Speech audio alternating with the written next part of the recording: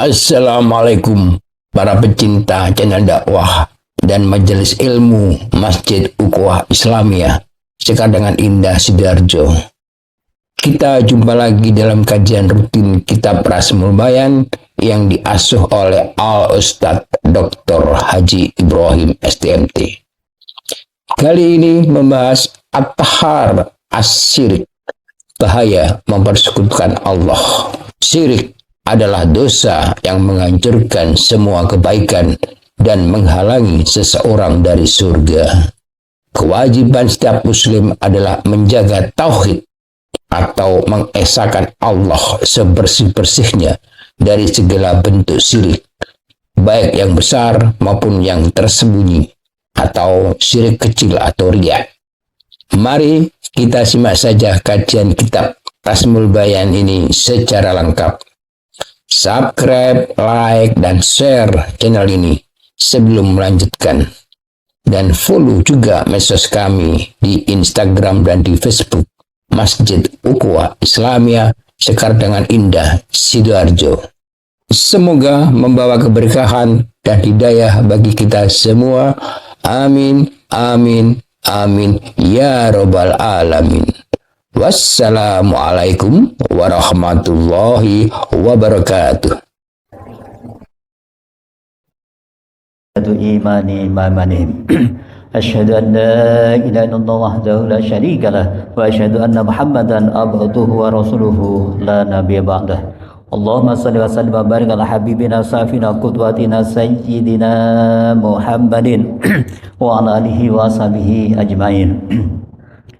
Bapak Ibu jamaah Masjid Ukhuwah Islamiyah yang dirahmati Allah, marilah silaturahim dan majelis taklim kita ini sama-sama kita awali dengan bacaan basmalah. Bismillahirrahmanirrahim. Bapak Ibu yang dirahmati Allah, maka tentunya bersyukur marilah kita panjatkan kehadirat Allah Subhanahu wa taala telah yang berikan kenikmatan pada kita semua, nikmat iman, nikmat Islam, nikmat kebahagiaan, nikmat kesehatan. Maka tentunya kita bersyukur diberikan nikmat kesempatan di mana pada malam hari ini kita dihadirkan di tempat yang mulia bersama orang mulia dalam rangka mengkaji kitab yang mulia yang insya Allah pasti dicatat Allah bagi satu pahala kemuliaan, dan semoga ini menjadi sebab Allah akan kumpulkan bersama dengan keluarga kita di tempat yang mulia yaitu surganya Allah Subhanahu wa taala. Allahumma amin. Maka tentunya salat dan salam malah senantiasa kita haturkan bagi kita, kekasih kita, tauladan kita, Nabiullah, Nabi Agung, Nabi besar Muhammad sallallahu alaihi wasallam beserta keluarga, sahabat dan para peneliti salahnya, dan semoga Allah menetapkan kita sebagai orang yang senantiasa istiqomah untuk mengikuti risalah beliau yang nantinya kita akan menjadi bagian dari umat beliau dan pada akhirnya kita akan mendapatkan syafaat utmah dari beliau. Allahumma amin. Bapak Ibu yang Allah, lagi-lagi kita sampaikan bahwa kita ada di masjid yang mustajabah, masjid yang senantiasa dihadiri dan dibersami oleh para malaikat, dan salah satu tugas malaikat adalah untuk mengaminkan doa-doa kita. Untuk itu kita kepada Allah, semoga Allah memberikan rahmat, hidayah dan barokahnya atas diri kita, atas keluarga kita, dan atas putra putri kita semua, amin. Maka tentunya jika juga kita doakan keluarga saudara kita, keluarga besar jamaah Masjid Ukhuwah Islamiyah ya, kita mohon kepada Allah semoga Allah berikan kesembuhan buat yang sakit, amin ya. Semoga Allah berikan jalan keluar yang terbaik dan dimudahkan segala urusan untuk kita semua, amin. Wabil khusus kepada Bu Sylvie ya, istri Bu Sylvie ya. Jadi kita mohon gerakannya, kita bacakan Al-Fatihah untuk istrinya Pak Najib ya. Semoga beliau diberikan ampunan untuk segala kesalahannya, diterima seluruh amal kebaikannya, dan berikan tempat yang terindah di alam sana, amin. Allahumma gfirlaha warhamha wa'afihu anha fusan ila ruhi Ibu Sylvie. Al-Fatihah. A'udzubillahi minasyaitonir rajim. Bismillahirrahmanirrahim. Alhamdulillahi alamin. Ar-Rahmanir-Rahim. Maliki yaumiddin. Iyyaka na'budu wa iyyaka nasta'in. Ihdinas siratal mustaqim. Siratal ladzina an'amta 'alaihim ghairil maghdubi 'alaihim waladdallin. Amin. Bapak Ibu yang dirahmati Allah, kita masih melanjutkan materi Ma'rifatullah di subbab yakni akhtarul syirk ya. Jadi bahaya mempersekutukan Allah. Jadi kalau kemarin telah kita bab sebelumnya yakni tauhidul ibadah, yang memurnikan ibadah, kemudian sebelumnya diawali dengan tauhidullah. Jadi ada terus kaitannya gitu ya. Jadi saat kita bicara tauhidullah, maka bagaimana kemarin kita tahu persis bahwa tauhidullah itu hanya bisa kita raih manakala kita memahami itu, yakni sebelumnya adalah rububiyah, mulkiyah, baru uluhiyah gitu ya. Kemudian dari situ dari tauhidullah itu maka kita diperintahkan untuk tauhidul ibadah, yang memurnikan ibadah, karena sebenarnya ibadah kita hanya untuk Allah semata. Artinya seluruhnya tidak akan bernilai apapun kalau itu tidak kita niatkan karena Allah Subhanahu wa taala. Maka Bapak Allah, ada satu peringatan penting di materi kita pada malam hari ini, yakni kalaupun kita melakukan satu ibadah tadi, kemudian di dalamnya masih ada rasa mempersekutukan atau syirkullah gitu ya. Jadi Bapak Allah yang dirahmati Allah, menarik sekali ya. Ada sebuah hadis yang diriwayatkan oleh Ibnu Abbas ya. Beliau bertanya pada Rasulullah, ya Rasulullah gitu ya, ahbirni, nasihati padaku. Yang nasihat itu yakni sebuah amalan yang bisa memasukkanku antholini ila jannah, masukkanku kepada surga dan menjauhkan aku dari api neraka.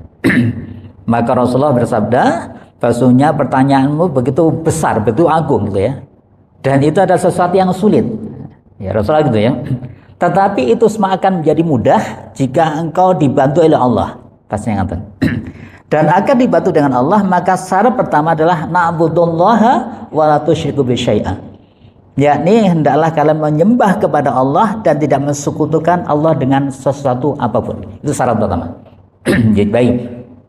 Sehingga dari hadis itu Bapak Ibu yang dirahmati Allah, maka saat kita bicara wala tusyriku bi syai'a gitu ya, saat kita diperintahkan Allah untuk tidak mensekutukan Allah dengan apapun, maka tentunya setiap larangan Allah pasti ada sifat bahayanya gitu. Maka di sini akhtar ya, akhtarul asyirkun, yakni bahayanya kita melakukan sebuah kesirikan. Maka Bapak Allah, secara logika kalau kita pengen menghindarinya, sama dengan misal jenengan mau menghindari di situ ada lubang, maka harus tahu itu di situ ada lubang. Ya, seperti kemarin banjir di mana di Jasem ya, pas banjir itu kan. Saya menghindari terus gitu ya daerah situ. Kemudian di pagi harinya istri minta lewat situ, nyoba yuk gitu ya. Padahal masih gini naik motor dan tidak tahu lubang gitu ya. Maka begitu lihat situ ya jatuh betul gitu. Gitu ya. Artinya Bapak Ibu Allah, saat kita mau menghindari bahayanya syirik, maka kita harus tahu apa yang menyebabkan kesyirikan tersebut. Sehingga kalau kita perhatikan di dalam Al-Quran, dalam surat Al-Baqarah setelah surat ayat kursi ya, bagaimana Allah berfirman, ya la ikraha fiddin qad tabayyana rusydu minal ghayy faman yakfur bit-taghut wa yu'min billah. Jadi di sini bagaimana kita diperintahkan untuk kita bisa beriman pada Allah, untuk kita bisa tidak mensekutukan Allah, maka kita harus mengkufuri taghut. Oke baik. Sehingga Bapak ya Allah, sebelum kita bicara syirik, maka kita perlu mengenal apa itu taghut ya. Maka di sini saya coba sampaikan ya, di dalam kitab Rasul Bayan ini, taghut itu nanti kita coba perhatikan lebih detail ya. Yang disebutkan bahwasanya taghut adalah segala sesuatu yang disembah selain Allah dan sesuatu tersebut ridho atau rela diibadai atau disembah. Ya, banyak contoh taghut yang diantaranya ya yang kita perhatikan. Jadi taghut itu adalah yang pertama syaitan. Ya. Kemudian yang kedua nanti adalah al-hakimul jair, yang pemerintah yang sesat. Nah, ini termasuk bagian taghut. Ya, jadi pemerintah yang sesat. Hati-hati ya, kita ada di satu masa yang memang kalau kita tidak hati-hati kita masuk bagian pada pemerintah yang sesat tadi. Kemudian yang ketiga adalah al-hukmul jahiliyun, yang hukum jahiliyah. Ini banyak sekali Bapak Ibu praktek-praktek hukum jahiliyah di masyarakat ini. Banyak udah. Jadi kalau bersani banyak sekali, baik di instansi resmi maupun instansi tidak resmi gitu ya.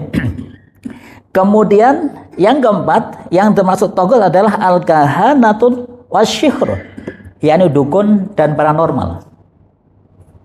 Itu terus sebagai tauhid ya. Yang harus kita kufuri. Sikap kita yang pertama mengkufuri, kemudian yang kedua yakni kita memusuhi, kemudian yang ketiga al-hadam, kita robohkan, kita buang itu. Kan baik. Kemudian ternyata yang kelima nanti adalah al-asnam. Al-asnam itu ada berhala.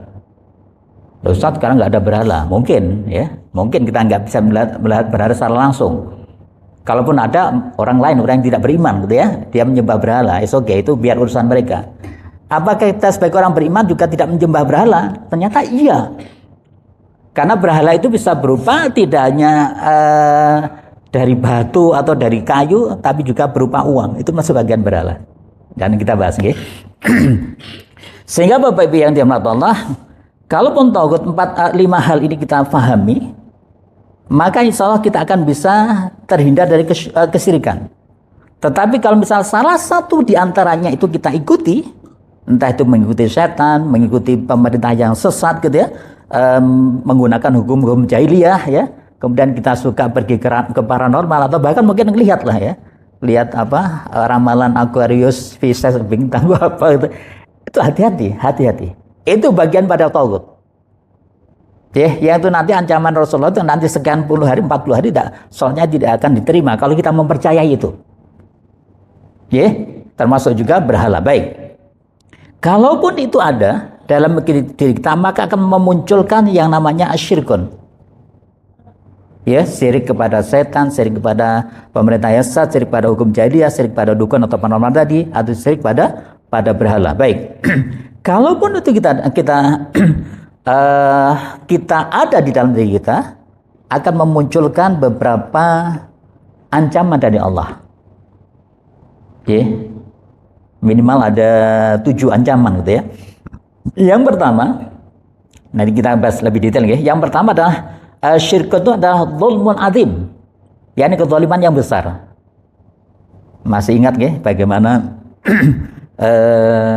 Imran ya, jadi dia bilang pada putranya, ya bunayya la tusyrik billah, wahai anakku jangan engkau mensekutukan Allah, inna syirkun la dzulmun adzim. Luqman ya, dia mengajak berbicara pada putranya, ya janganlah engkau mensekutukan Allah karena inna syirkun la dzulmun adzim, karena syirik adalah kezaliman yang sangat agung. Itu yang pertama. Kemudian yang kedua Bapak Ibu, saat kita memiliki sifat ada kesyirikan dalam diri kita, maka nanti akan mendapatkan adamul ghufrani, yang tidak akan pernah diampuni. Jadi kita tahu ya Bapak Ibu, nanti ada sebuah hadis yang bagaimana Allah berfirman dalam sebuah hadits qudsi gitu ya. Jika kalian datang kepadaku dengan membawa dosa setinggi langit ya, kemudian dosa seluas bumi ya, dosa sebanyak apapun gitu ya, di saat engkau tidak mensekutukanku, kemudian kau datang mohon padaku, maka pasti akan aku berikan ampunan sebesar itu pula. Syaratnya tidak mensekutukan Allah. Gitu ya, baik. Kemudian Bapak Allah, yang ketiga nanti kalau sirkun itu menjadikan kita punya ismun azim, dosa yang sangat besar. Ya, jadi kita nanti tahu begitu satu ketika Rasulullah ditanya pada sahabat, ya Rasulullah, apa itu dosa-dosa besar? Maka yang pertama adalah syirik, menyekutukan Allah. Yang kedua durhaka pada orang tua, gitu ya. Yang ketiga lari dari medan perang. Yang keempat bersaksi bohong. Ada 4 dosa besar. Tapi menempatkan yang pertama yakni adalah syirkun, kan ini kesyirikan. Baik. Nanti kita lagi-lagi kita bahas ya. Kemudian Bapak Ibu yang Allah, kemudian yang keempat yang namanya syirkun itu menyekutukan Allah termasuk dhalalum ba'idun, yakni sangat sesat atau sesat yang sebenarnya sesat. Banyak kesesatan yang terjadi dalam masyarakat ini, tetapi yang namanya mensekutukan Allah, syirik terhadap Allah itu adalah sebuah kesesatan yang benar-benar sesat, gitu ya. Baik. Yang kelima, yakni orang yang memiliki ada syirik dalam sifatnya tadi ya, yakni terhadap 5 hal tadi ya, maka mengerikan Bapak Ibu. Allah mengharamkan dia untuk masuk surga. Hirmanul jannah. Haram masuk surga. Siapa ya orang yang punya kesyirikan? Ya, sekaligus Bapak Ibu yang keenam adalah zuhulun nar. Orang yang memiliki sifat syirik ini dia akan akan masuk kepada neraka, dimasukkan ke neraka. Jadi jelas pilihan yang haram masuk surga, maka masuk neraka. Jadi Bapak Ibu Allah, yang mengerikan buat kita semua, lagi-lagi buat kita nih, kita udah senantiasa beribadah, sholat, zakat, mungkin infak dan sebagainya, bahkan haji gitu ya, itu semua akan bisa terhapus karena kesyirikan. Karena yang ketujuh Bapak Ibu, dosa syirik ini bisa menjadi ihbatul amali, yakni menghapus satu amal yang kita terhapus. Kita masih ingat nggak kisahnya 3 orang yang luar biasa yang direkomendasikan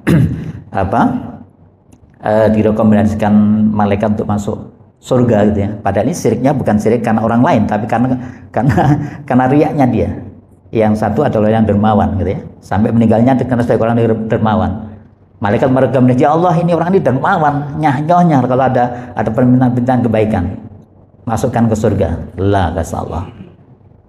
Ya, kenapa? Karena dia ingin melakukan itu semua, ingin dikenal sebagai seorang dermawan, riak gitu ya. Allah suruhkan masuk neraka. Yang kedua, yakni orang yang hufat, orang yang hafal Quran, bahkan dia ceramah kemana-mana, sehingga dikenal sebagai dai sejuta umat lah gitu ya. Maka malaikat sama, ya Allah, catatan kami orang ini baik, senantiasa menyampaikan kebaikan, bahkan menyampaikan Al-Quran dan seterusnya gitu ya. Maka dia lain masuk surga. Allah jawab, lah tidak.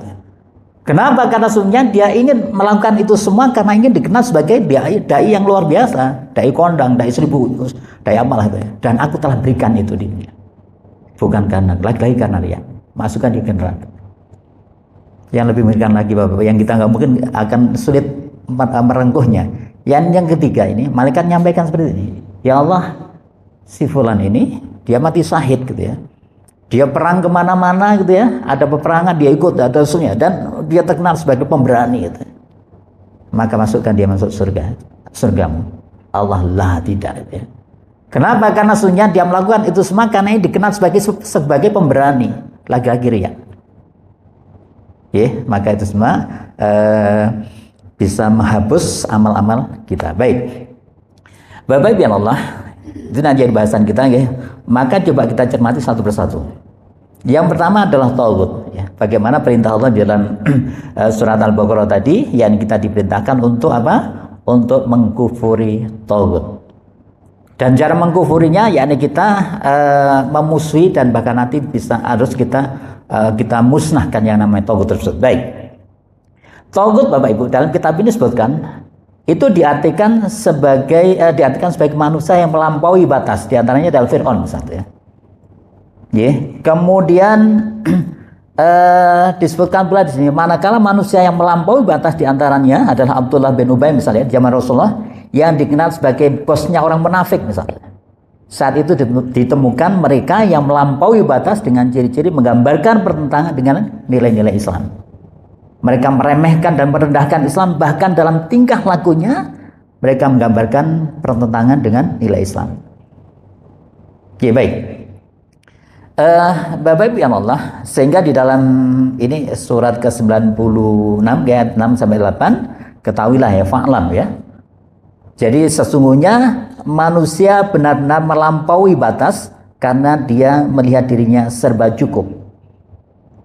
Cukup pintar, cukup kaya, cukup terpandang dan sebagainya ya. Lagi-lagi berarti kan ya, fa'lam, ketahuilah ya, sesungguhnya manusia benar-benar melampaui batas karena dia melihat dirinya serba cukup. Padahal sesungguhnya hanya kepada Tuhan pula kamu kembali.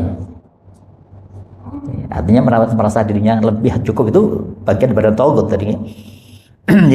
Kemudian dalam sebuah hadis ya, yakni hadis Iyad bin Himar radhiyallahu anhu, beliau menjelaskan bahwa Nabi Muhammad SAW itu bersabda dan Allah berfirman, hadits qudsi ya.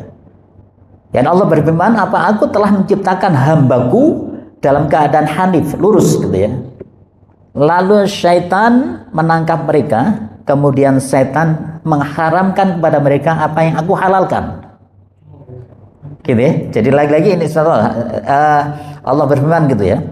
Kemudian menyuruh mereka menyekutukanku dengan apa yang tidak aku turunkan kekuasaan kepadanya. Hadis riwayat Muslim. Oke, jadi Bapak Ibu, ini kita harus mulai cermati ya, bahwa tagut itu seperti itu. Sehingga nanti kalau jangan bersua di dalam surat An-Nazi'at ya. Surat An-Nazi'at itu langsung dibelah jadi dua. Fa idza ja'atit tammatul kubra. Gimana lanjutannya? Fa idza ja'atit tammatul kubra. Enggak ada yang hafal ya. Jadi nanti saya fa amma man tagha wa athara hayatad dunya fa innal jahima yal ma'wa. Fa amma man tagha, sehingga barang siapa yang tagha ya, tagut mengikuti melampaui batas, kemudian mereka mencintai dunia, maka tempatnya adalah neraka. Sebaiknya wa amma man khaufa maqama rabbih wa nahaa nafsa fa innal jannata yal ma'wa. Dan barang siapa yang senantiasa membersihkan jiwanya ya, maka dia tempatnya adalah surga. Tagha gitu ya. Baik. Maka penting Bapak Ibu ya, ini tagut perlu kita kenal ya, tagut perlu kita kenali, kemudian kita hindari. Yang pertama syaitan. Ya, baik. Yang pertama syaitan. Sehingga disebutkan di sini bahwa sungguhnya syaitan adalah musuh manusia. Ia mempunyai banyak cara dalam menggoda jiwa manusia. Ya, kita masih ingat ya, jadi kemarin musuh kita itu ada 4 ya, person ya. Yang paling ringan apa kemarin? Masih ingat? Yang paling ringan lupa semua ya. Ada 4 level lah gitu ya. Level yang paling rendah orang kafir. Terus ya, orang kafir ya. Karena kafir jelas musuh kita, jelas nyata, dan kita berhadapan, kalah menang udahlah. Menang dari kita dapat kemuliaan, kalah pun dapat kemuliaan, itu orang kafir.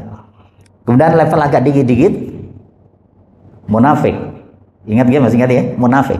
Kenapa orang munafik ini? Karena bisa berpakaian seperti kita, tapi sesungguhnya dalam hati mereka adalah ingin memusuhi dan menghancurkan kita. Itu munafik.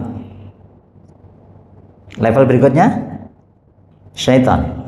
Gitu ya. Kafir, munafik, syaitan. Ya, karena setan ini lagi-lagi disebutkan di sini, dia bisa menggoda jiwa manusia.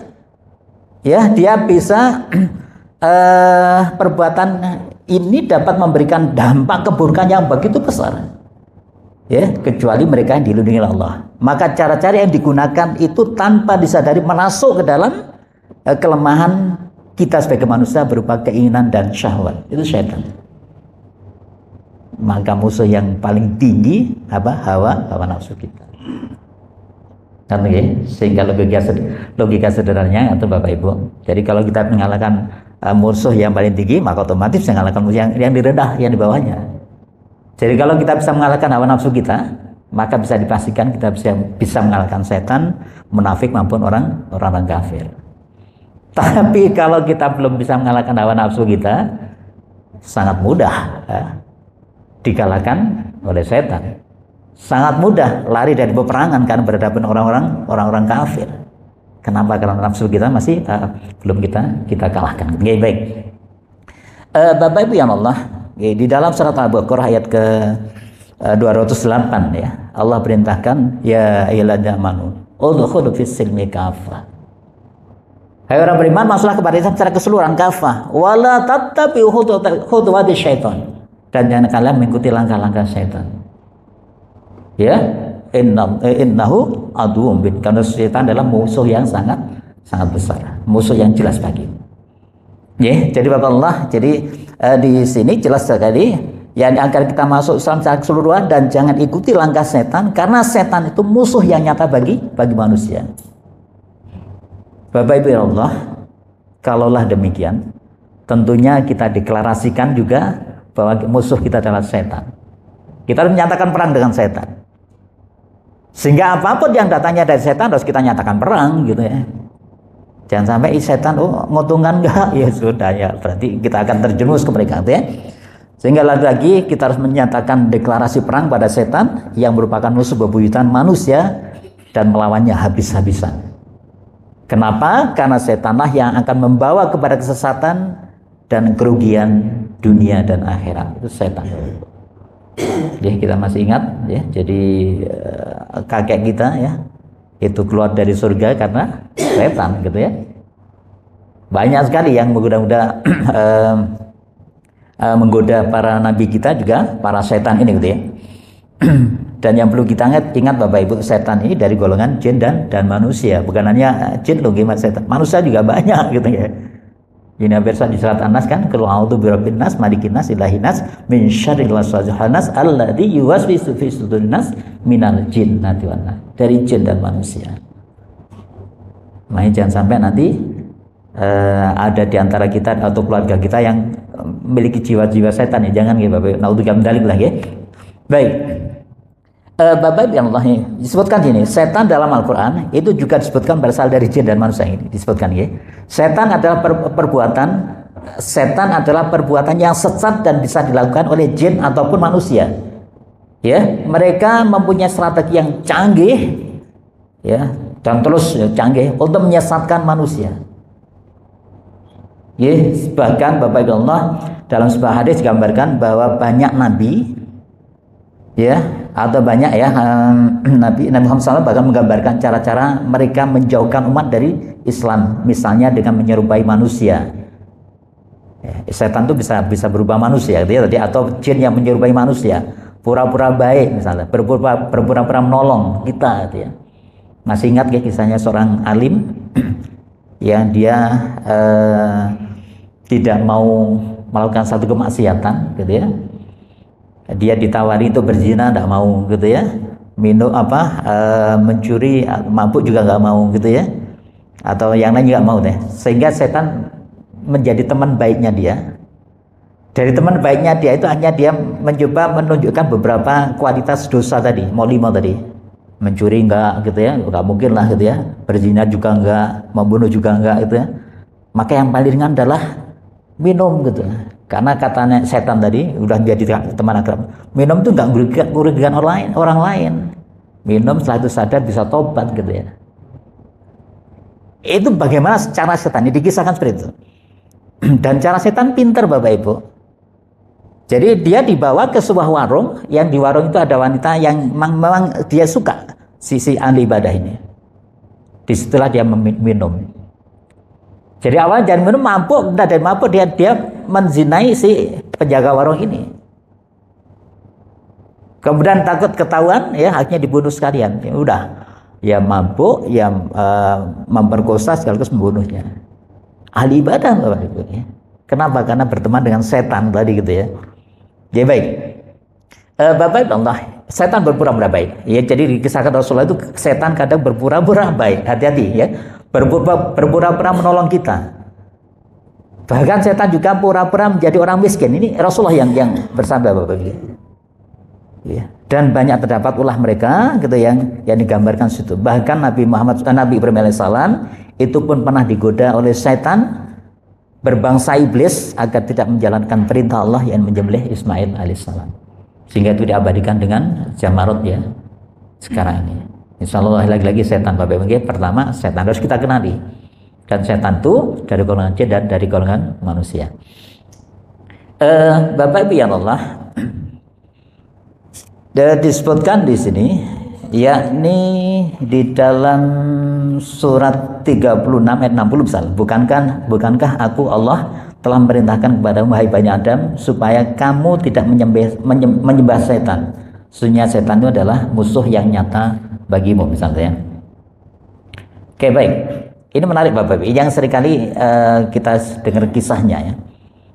Jadi hadis dari Jabir bin Abdullah, Rasulullah bersabda, setan itu meletakkan singgasannya di atas air, kemudian ia mengutus pasukannya kepada manusia. Ini dikisahkan, ini saya yakin sering kita dengar ya.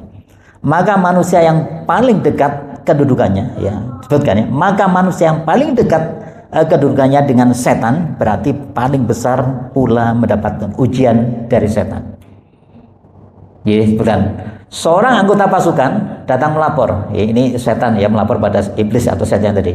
Saya terus menggarap si fulan ya sebelum saya meninggalkannya dalam keadaan dia mengatakan anu dan artinya kebohongan lah itu ya. Apa jawab iblis? Demi Allah kamu tidak melakukan apapun terhadapnya. Artinya kalau kata-kata bohong itu masih dianggap bukan dosa buat setan gitu ya. Gitu ya. Ini pada itu tadi saksi palsu itu merupakan dosa yang keempat ya, dosa besar yang keempat gitu. Ya, baik. Kemudian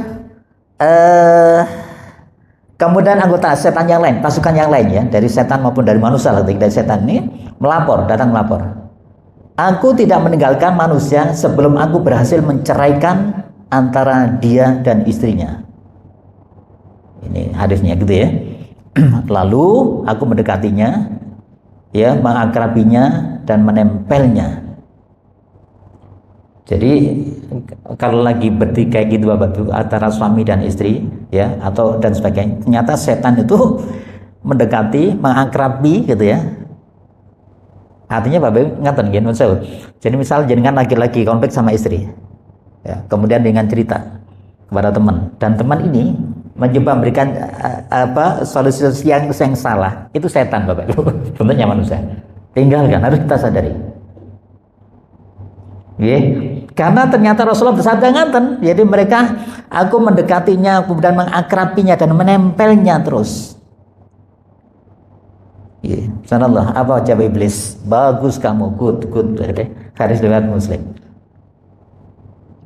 Hati-hati sekali Bapak Ibu ya di sini, karena kalau saya coba, ini kan seringkali para ustadz kita cerita dengan versi ini ya, versinya yang menarik dan sebagainya. Tapi intinya hadisnya seperti ini.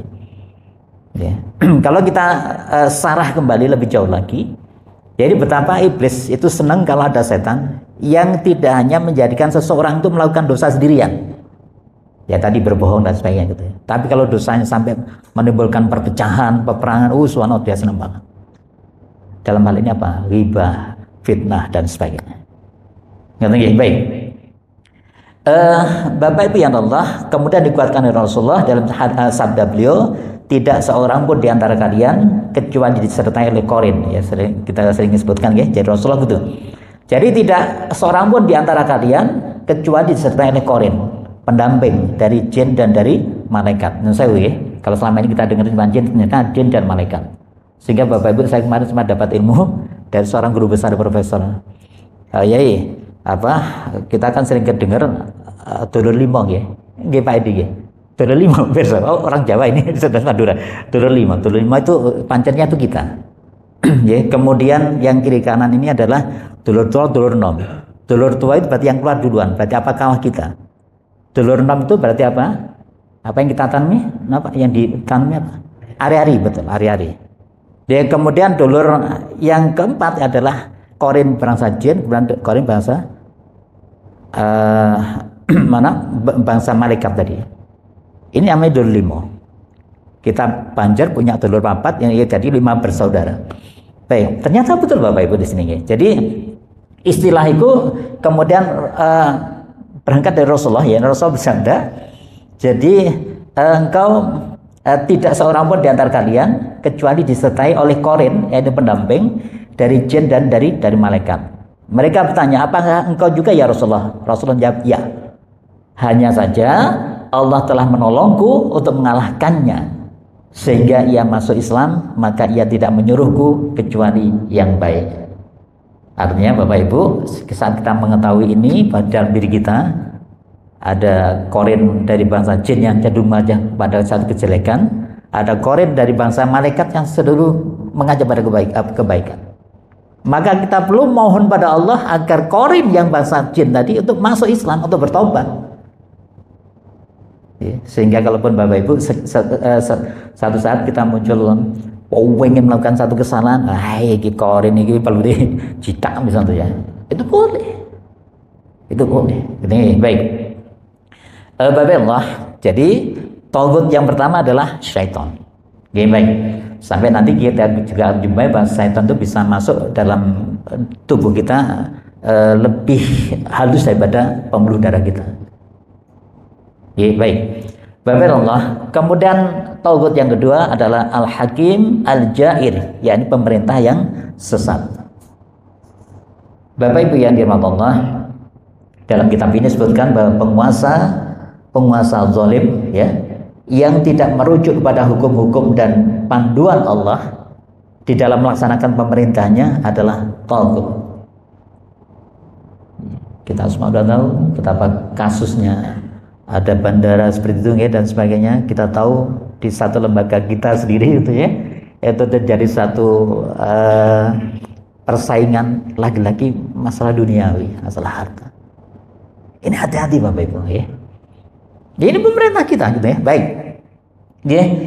Kenapa? Karena melaksanakan pemerintahannya dengan berafiliasi pada tauhid ya. Mungkin bahasanya oligarki dan sebagainya lah gitu ya. Mungkin bahasanya ke sana gitu ya. Kemudian disebutkan pula bahwa penguasa merupakan pengayom rakyatnya dan juga membawa rakyat hidup sejahtera, aman, damai dan tenang ya. Oleh karena itu, penguasa sangat bertanggung jawab terhadap rakyatnya. Mestinya kayak gitu. Sehingga kegagalan penguasa dalam menjalankan pemerintahnya akan membawa kehancuran kepada rakyatnya. Ya, jadi penguasa yang sesat. Baik. Sehingga Bapak Ibu dikisahkan kalau Umar bin Khattab itu begitu sida gitu ya. Tahu ada umatnya atau rakyatnya yang kelaparan, itu sendiri yang menyelesaikan dan seterusnya ya.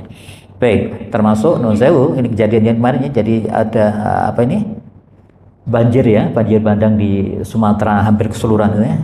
Ya ternyata memang ya seperti itu, kita semua persoal ya, betapa hutan yang begitu dan sebagainya gitu ya. Yang lebih mengerikan lagi di sana banjir, anggota dewannya itu studi banding ke sini gitu. Ini contoh-contoh yang lagi-lagi pemerintah yang sesat kalau boleh kita sebutkan seperti itu. Oke, baik. Bapak Ibu yang Allah, maka pemerintah Islam itu menjadikan Islam sebagai pedoman. Ya, untuk apa? Akan membawa kebaikan, misalnya melaksanakan zakat ya, dengan sistem Baitul Mal misalnya disebutkan ya, akan menghabiskan kemiskinan serta akan memajukan perekonomian.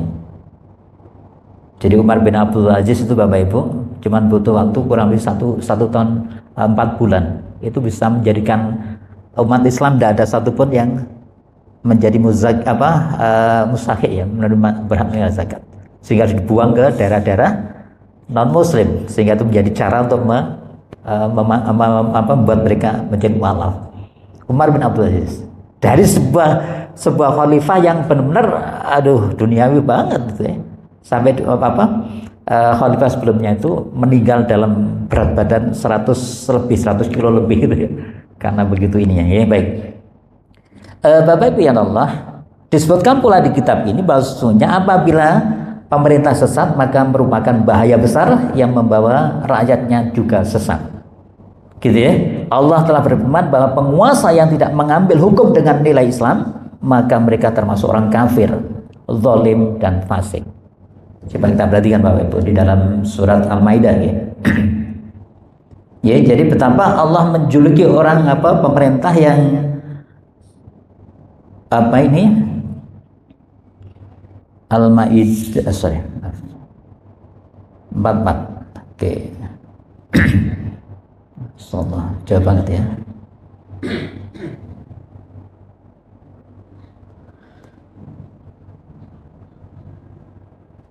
Baik, pelan-pelan. Oke.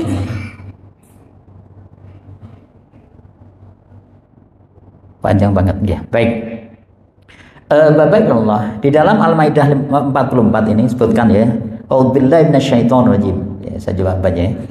Ya ini Bismillahirrahmanirrahim. Inna anzalna Taurata fi hudan wa nur. Yahkumu bihan nabiyyuna alladzi aslamu lilladzina hadu warabbani wal ahbaru bima tuhbitu min kitabillah wa kana alaihi syuhada fala tahshaun nasa wa khshawni wa la tashtaru bi ayati tamanan qalila wa man lam yahkum bima anzalallahu fa ulaika humul kafirun. Jadi sebutkan ini Bapak Ibu, saya sebutkan terakhir, barang siapa yang memutuskan perkara dengan apa yang diturunkan Allah maka mereka itu adalah orang-orang kafir. Maaf. Oke. Baik. Tadi ayat ke-44-nya. Oke, baik ya. Jadi kemudian di ayat ke-45-nya wa katabna alaihim fima anna nafsa bin nafsi wal aina bil aini wal anfa bil anfi wal udhuna bil udhuni was sinna bis sinni wal juruha qisas. Faman tasaddaqa bihi fa huwa kaffaratullah wa man lam yahkum bima anzalallahu fa ulaika humudz zalimun. Ya, kami telah menetapkan bagi mereka di dalamnya Taurat ya, dan nyawa dibalas nyawa, mata dibalas mata, hidung dibalas hidung gitu ya, telinga dengan telinga, gigi dengan gigi, luka-luka apapun kisosnya adalah sama. Barang sampai melepaskan hak kisosnya, maka itu menjadi penebus dosa baginya. Kemudian barang siapa yang tidak memutuskan perkara menurut apa yang diturunkan Allah, maka mereka adalah orang-orang yang zalim. Oke. Kemudian di ayat 47-nya, wal yahkum ahlul injil bima anzalallahu wa man lam yahkum bima anzalallahu faulaika humul fasiqun. Dan hendaklah pengikut Injil memutuskan perkara mereka menurut apa yang diturunkan Allah dalamnya. Barang siapa wa man lam yahkum bima anzalallahu faulaika humul fasiqun. Barang siapa tidak memutuskan perkara menurut apa yang diturunkan Allah, maka mereka adalah orang yang fasik. Jelas bahwa yang dari Allah, maka di sini yakni Allah berfirman bahwa penguasa yang tidak mengambil hukum dengan nilai Islam, maka mereka termasuk orang kafir, orang zalim, dan sekaligus orang yang fasik. Sehingga oleh karena itu Bapak Ibu diperlukan pemerintah yang berusaha untuk mencapai kemakmuran rakyatnya dengan nilai-nilai Islam seperti keadilan, kebaikan, kebenaran, dan seterusnya. Ingatan ya? Saya ada yang perlu didiskusikan atau ditanyakan? Belum ya? Baik. Yang ketiga Bapak Ibu. Yang ketiga, taghut itu adalah al-hukmul al-jahili, hukum jahiliyah. Ya, hukum jahiliyah. Itu yang ketiga. Ya, termasuk bentuk taghut adalah hukum-hukum yang melampaui batas dan hukum yang bertentangan dengan sesuatu yang telah ditetapkan oleh Allah. Ya, sehingga penguasa yang zalim tadi, ya, itu diktator, represif dan sebagainya tadi adalah taghut. Oleh karena itu hukum yang dikeluarkan pun bernilai zalim dan tidak perlu diikuti.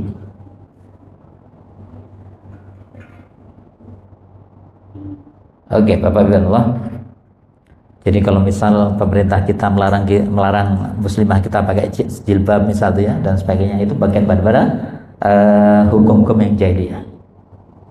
Ya, atau bahkan misalnya kita sebagai seorang muslim ya, kemudian negara kita mengambil satu hukum positif, membagikan waris itu bagi rata misalnya itu ya. Pada kita tahu persis betapa dalam surat An-Nisa itu Allah mewasiatkan ya cara pembagian waris yang seperti itu, laki, perempuan dan seterusnya dan seterusnya. Artinya saat kita melanggar itu, maka kita melanggar wasiat Allah. Hati-hati Bapak Ibu. Sampai ada satu ancaman dari Rasulullah di dalam sebuah hadis nanti, yang pertama kali hilang hukum Allah adalah hukum waris. Ya, hati-hati ya. Tadi jebak itu semua Bapak Ibu yang dirahmati Allah, telah 3 dulu ya yang kita pelajari. Bahwasanya di sini kebijakan dan hukum yang dikeluarkan oleh penguasa zalim adalah hukum jahiliyah gitu ya. Misalnya aturan di zaman jahiliyah ketika sebelum turun wahyu ada membunuh anak wanita atau mengubur hidup-hidup ya, itu juga jahiliyah. Atau zamannya Fir'aun yang dia dengan aturan anak laki-laki lahir harus dibunuh, itu contoh-contoh seperti itu. Yang tentunya sekarang pun misal ya, kalau ada aturan-aturan itu dari pemerintah yang merupakan bagian hukum jahiliyah, maka kita tidak perlu mengikutinya. Semoga kita semua dimudahkan Allah dan buatkan negara kita negara yang aman, tentram, baldatun thayyibun wa rabbun ghafur. Allahumma amin. A'udzubillahi minasyaitonir rajim. Bismillahirrahmanirrahim. Allahumma shalli ala sayyidina Muhammad alhamdulillahirabbil alamin. Allahumma ighfir lil muslimina wal mu'minina wal mu'minat al ahya'i minhum wal amwat innaka sami'un qaribun mujibud da'wat ya qadir hajat. Allahumma ighfir lana dhunubana wa li ikhwanina alladziina sabaquna bil iman wa la taj'al fi qulubina ghillan lil ladzina innaka ra'ufur rahim. Allahumma salli mujahidin wal muslimin fi Palestin. Allahumma sallimna wal muslimin wal mujahidin fi Palestin. Allahumma a'izzil Islam wal muslimin wal mujahidin fi Palestin wa fi Indonesia wa fi kulli makan zaman. Allahumma arinal haqqa haqqan warzuqna tiba'ah wa arinal batila batilan warzuqna tinaba. Allahumma inna na'udzubika min ilmin la yanfa wa qalbin la yahsha yukhsha wa amalin la yurfa wa du'ain la yusma. Rabbana atina fid dunya hasanah wa fil akhirati hasanah wa qina adzabannar wa adkhilna jannata mal abrar ya aziz ya ghaffar ya rabbal alamin. Subhana rabbika rabbil izzati amma yasifun wa salamun alal mursalin walhamdulillahi rabbil alamin. Saya mohon maaf. Ihdinas siratal mustaqim billahi taufiq wal hidayah. Wassalamualaikum warahmatullahi wabarakatuh.